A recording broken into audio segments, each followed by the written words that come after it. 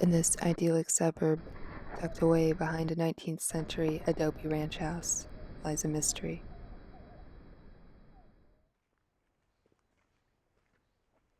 A single grave.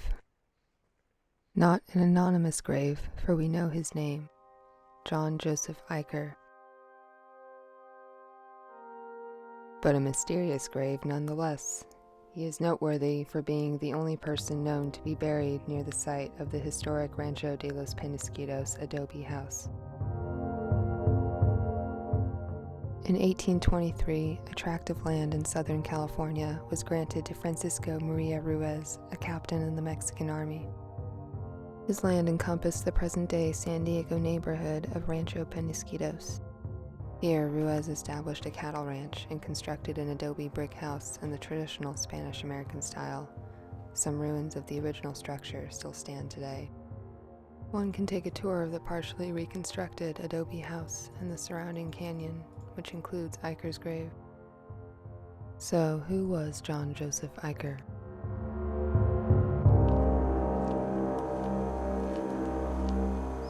Until recently, even his name was largely unknown to the public because the original crumbling headstone was almost illegible. I remember coming here as a child to pay homage to that mysterious person under the ground and trying to make out the words on the withered stone. I like to wonder who this person might have been, who cared for them enough to bury them here in this secluded spot, with a headstone that must have been quite expensive at the time. Here are the facts that we do know about Mr. Eichar. He was born in Pennsylvania on August 7, 1825, and died on January 6, 1882, likely as a result of tuberculosis, though legend claims he was shot during a game of cards. He is believed to have been employed as a cook at the ranch. He was married to a woman named Harriet, with whom he had 2 children. I find Harriet's tale to be especially tragic.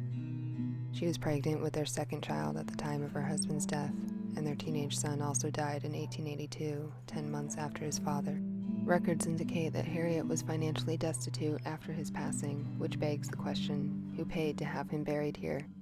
Who cared enough to have the large, cumbersome headstone carted out to this remote location just so a lowly ranch cook could be laid to rest under the ground that his employer called home? We may never know. As one might expect, some claim that this place is home to restless spirits. We revisited the site at night to see if we could capture any such activity. Action. What?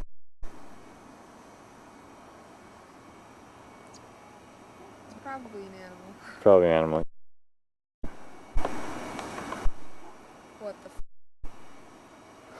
Yeah, I'm a little freaked out.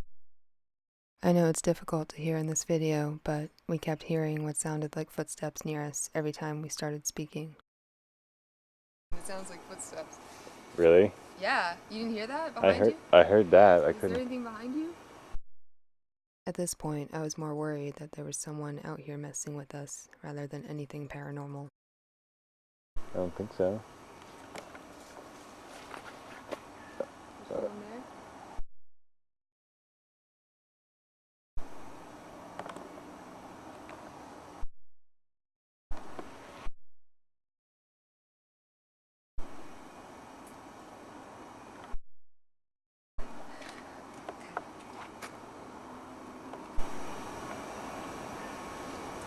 It's probably just animals, but we're hearing a lot of noises.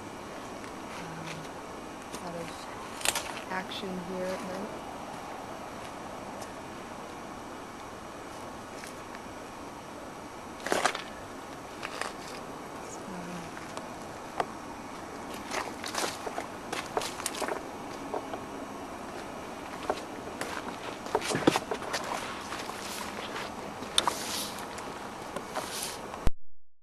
Despite my attempts to regain my composure, I couldn't shake the sense of foreboding, like we weren't supposed to be here.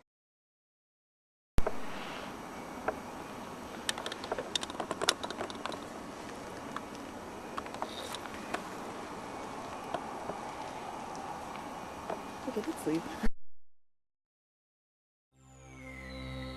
In In the light of day, I am quite certain that what we were hearing were just ordinary nighttime nature noises.